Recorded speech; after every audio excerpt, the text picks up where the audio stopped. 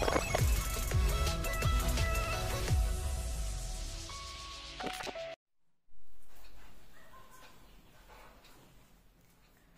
विद्यार्थी मित्रांनो, मी दीपाली कुलकर्णी देशमुख माझ्या विंग्स ऑफ फिजिक्स या चॅनलमध्ये आपलं सगळ्यांचं मनपूर्वक स्वागत करते। आज आपण सीईटी परीक्षेसाठी बायोलॉजी या विषयासाठी चॅप्टर वाईज वेटेज कसं आहे ते बघणार आहोत आणि त्या वेटेजवरून तुम्हाला कोणत्या चॅप्टरवर जास्त भर द्यायचा आहे, कोणत्या चॅप्टरवर जास्त प्रश्न पडणार आहे या सगळ्याची कल्पना येणार आहे आणि त्यावरून तुम्हाला अभ्यासाची स्ट्रॅटेजी ठरवणं हे सोपं जाणार आहे, सोयीस्कर जाणार आहे। आणि मी हे जे अनालिसिस केलंय तर ते मागच्या वर्षाच्या ज्या क्वेश्चन पेपर आहेत सगळ्या शिफ्टच्या, तर त्याचं अनालिसिस करून हे बनवलेलं आहे। याच्यात अशी फिक्स अशी कोणतीही स्ट्रॅटेजी नसते की एवढ्या चॅप्टरचं हे वेटेज फिक्स, ते काढणाऱ्याच्या मनावर असतं। पण क्वेश्चन पेपर जो काढतो त्याच्या मनावर असतं। तरी पण मॅक्सिमम जे काही प्रश्न ज्या ज्या चॅप्टरवर पडलेले आहे त्यात याचा उपयोग करून मी व्हिडिओ बनवलेला आहे।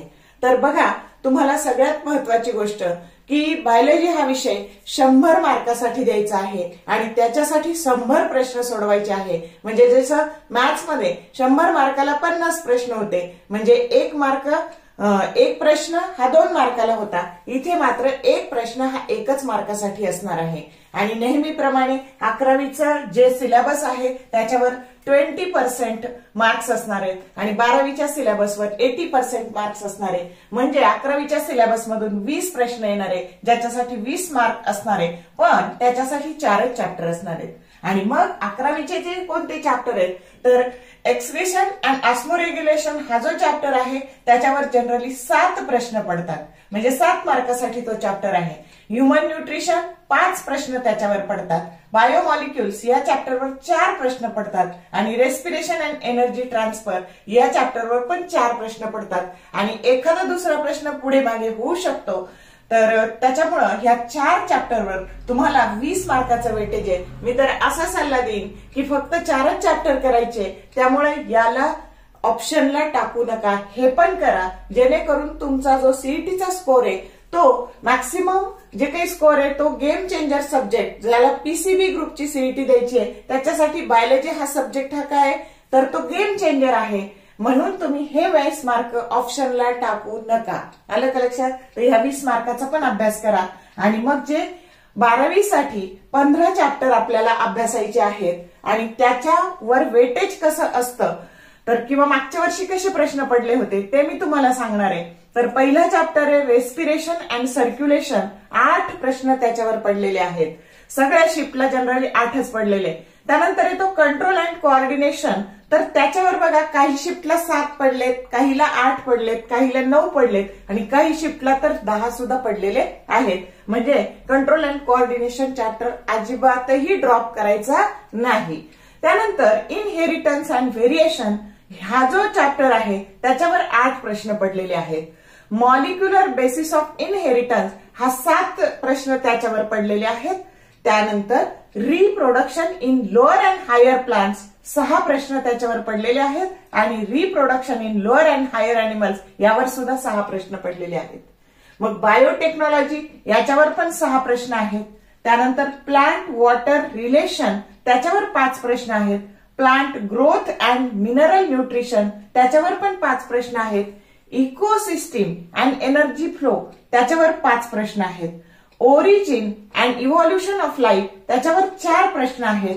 ह्युमन हेल्थ अँड डिसीज 3 प्रश्न आहेत। एन्हान्समेंट अँड फूड प्रोडक्शन त्याच्यावर 5 प्रश्न आहेत। ऑर्गॅनिझम्स अँड पॉप्युलेशन्स त्याच्यावर 3 प्रश्न आहेत आणि biodiversity conservation and environment issues याच्यावर 4 ते 7 प्रश्न पडलेले आहेत। तर असे मिळून साधारणतः 80 प्रश्न ह्या 15 चॅप्टरवर मिळून पडलेले आहेत। आणि मग आता तुम्हाला कळलंच असेल बाळांनो की जे चॅप्टर आहेत की 7 मार्क्स 8 मार्क्स ते 6 मार्क्स हे अजिबातही ड्रॉपला टाकायचे नाहीत। मी सिक्वेन्स चेंज केलेला आहे बघा। तर जे वर आहे तिथं हायर ऑर्डरला जे लिहिलेले आहेत ते प्राधान्यक्रमाने आधी करायचे, म्हणजे आपले जास्तीत जास्त मार्क परफेक्ट होणार आहेत. आणि बाकीचेही चॅप्टर ऑप्शनला टाकू नका, सगळे चॅप्टर करा. आणि फार तर हे कमी मार्कवाले आहेत बघा, 3-3 वाले जरी केले नाही तरी त्याचे एमसीक्यू सोडून देऊ नका. सीईटीला निगेटिव्ह मार्किंग सिस्टीम नसते. तुम्हाला जे वाटतं ते क्लिक करा. कदाचित लकीली बरोबर आलं तर तेही मार्क्स तुम्हाला मिळून जातील. आणि म्हणून आता अभ्यासाला लागा, वेळ दौडू नका. अजूनही ठरवलं तरी अभ्यास होऊ शकतो. 15 आणि 4 19 चॅप्टर. अजूनही रोज एक चॅप्टर केला किंवा रोज 2 चॅप्टर केले प्रत्येक विषयाचे तरी सुद्धा रिव्हिजन सह तुमचा अभ्यास होऊ शकतो. रेग्युलरला तुम्हाला स्टेट बोर्डचा पण अभ्यास करायचा होता, त्यामुळे कदाचित सीईटीच्या अभ्यासाकडे दुर्लक्ष झालं असेल, पण अजून वेळ हातातून गेलेली नाही. शेवटपर्यंत लढत राहणं हीच खऱ्या शूरवीराची लक्षणं असतात. आणि योद्ध्यासारखे लढा. आलं लक्षात? अभ्यास हेच तुमच्या हातातलं सध्या शस्त्र आहे, तर ते वापरा आणि यश मिळवा. कमीत कमी वेळात जास्तीत जास्त अभ्यास करून आपल्याला जास्तीत जास्त मार्क्स मिळवायचे, स्मार्ट वर्क करायचंय. बायोलॉजीचा अभ्यास कसा करायचा याच्या स्ट्रॅटेजीचा व्हिडिओ मी नंतर अपलोड करेल. सध्या तुम्हाला अभ्यासाला दिशा मिळावी म्हणून मी घाईघाईने हा व्हिडिओ टाकते आहे. नंतर तुमचा यथावकाश बायोलॉजीचा अभ्यास कसा करायचा याचा पण मी व्हिडिओ बनवेन.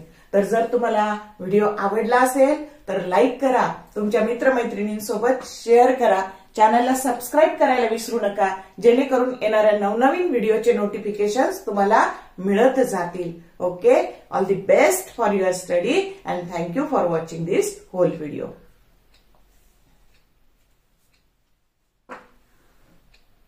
Oh